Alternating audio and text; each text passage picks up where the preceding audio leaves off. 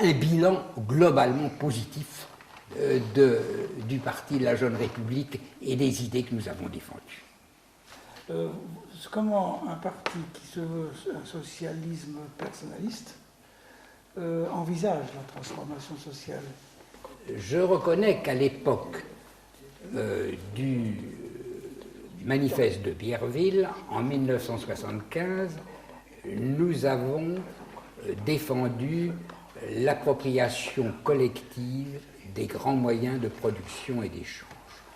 Donc nous avons insisté sur les nationalisations, pensant qu'une modification des structures économiques provoquerait certaines transformations sur le plan psychologique, tout en sachant que les problèmes personnels demeuraient personnels et que la transformation des structures ne pourrait pas totalement modifier et créer un homme nouveau. Alors, les années ont passé, on se rend bien compte que les nationalisations dans le contexte national et surtout international n'étaient pas viables. Donc,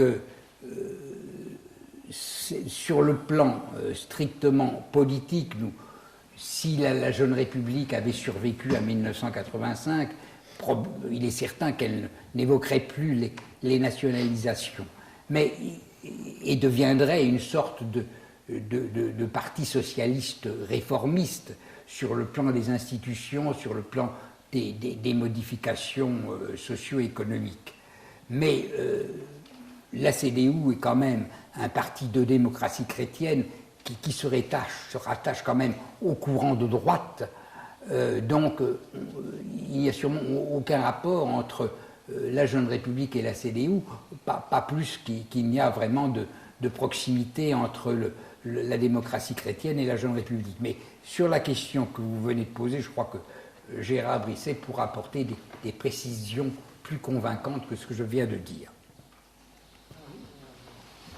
Oui, je dois dire que les nationalisations, effectivement, on a connu ça à l'occasion du programme commun de la gauche. Nous avions lancé le triptyque Un idéal, un programme, une équipe, si tu te souviens, qui était un peu à l'origine du programme commun, mais nous le voyons surtout comme une charte commune assez large, beaucoup plus que comme un programme avec je ne sais combien de centaines d'entreprises à nationaliser, comme y poussait Georges Marchais à l'époque.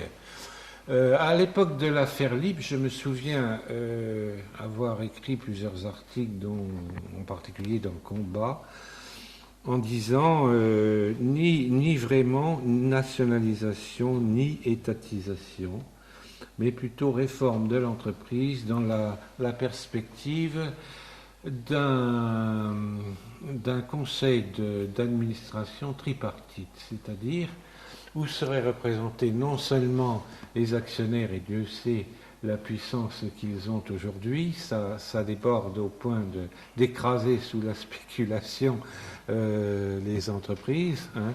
Donc les actionnaires qui peuvent être des investisseurs privés, mais aussi des collectivités publiques, États, régions, communes ou communautés de communes, les salariés de l'entreprise et aussi les fournisseurs et la clientèle, les fournisseurs en amont et la clientèle en aval. Tous ces gens-là doivent être représentés à part égale au conseil d'administration des entreprises. Alors j'ai dit que c'est à cette condition. Alors on peut doser évidemment l'investissement, plus d'État, moins d'État, n'est-ce pas, selon le type d'entreprise, selon les entreprises.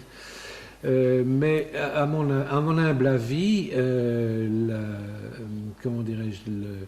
la nationalisation des entreprises devait passer par cette réforme qui était inscrite dans le programme commun par la suite, mais malheureusement personne n'en a tenu compte, on n'en a pas. Alors il y a d'autres réformes auxquelles je me suis attaché, par exemple la notion de revenu social garanti. Bon, on voit actuellement toutes les dérives de la spéculation financière, n'est-ce pas, un peu partout. Ça atteint des proportions considérables. On voit le phénomène des délocalisations, d'où le problème de la fiscalité des entreprises aussi qui est posé. Moi je dis que si on veut lutter dans une certaine mesure, on ne pourra pas le faire complètement, mais garder des entreprises chez nous, on doit dégager le travail de toute fiscalité. Bon, il y a des possibilités de remanier la fiscalité dans d'autres domaines, n'est-ce pas, pour abonder aux ressources de l'État. Mais on doit en particulier exempter le travail et l'emploi de la fiscalité. Si bien que quand vous signez, quand un employeur, y compris un particulier du reste, signe un contrat de travail, eh bien, si le SMIC est à, je dis, 7 000 francs, je compte toujours en francs, n'est-ce pas? Eh bien, on lui paye 7 000 francs.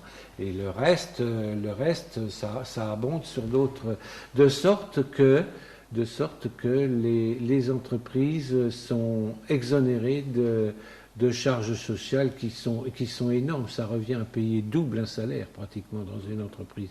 Alors les grosses entreprises peuvent le faire, mais les petits artisans, les petits commerçants, tous ces petits qui créent des emplois finalement, parce que ce sont eux qui créent des emplois, eh bien ils n'arrivent pas.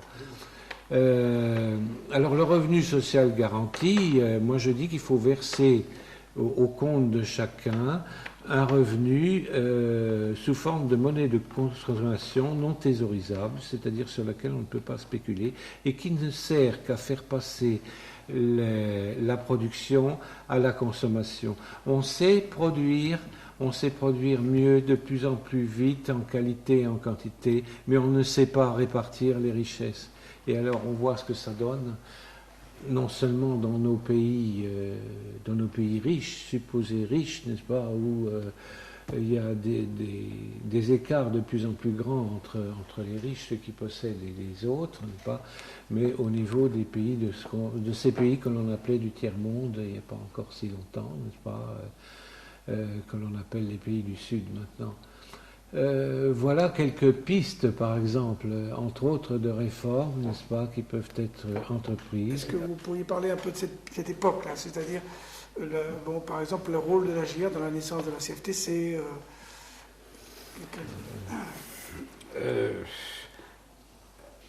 Moi-même, j'ai commis un DES de sciences politiques intitulé, je crois, l'action politique de la CFTC de 1958 à 1962.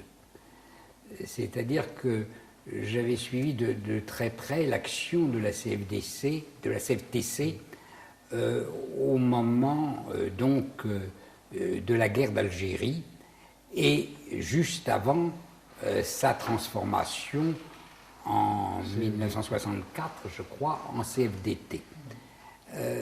Donc nous étions très, très proches de la CFTC de cette époque-là. Ma femme et moi-même, nous avons reçu chez nous Eugène Descamps, qui était un grand ami, qui était un homme d'une haute valeur morale et de grande qualité intellectuelle, qui est, comme vous savez, mort beaucoup trop tôt. Nous étions proches du groupe Reconstruction.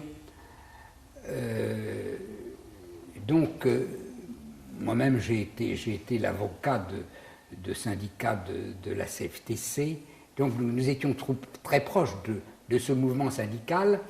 Et en même temps, nous étions en correspondance et nous rencontrions d'autres syndicats comme un autre syndicat, c'est-à-dire la CGT. Par contre, nous n'avions strictement aucune relation avec Force ouvrière.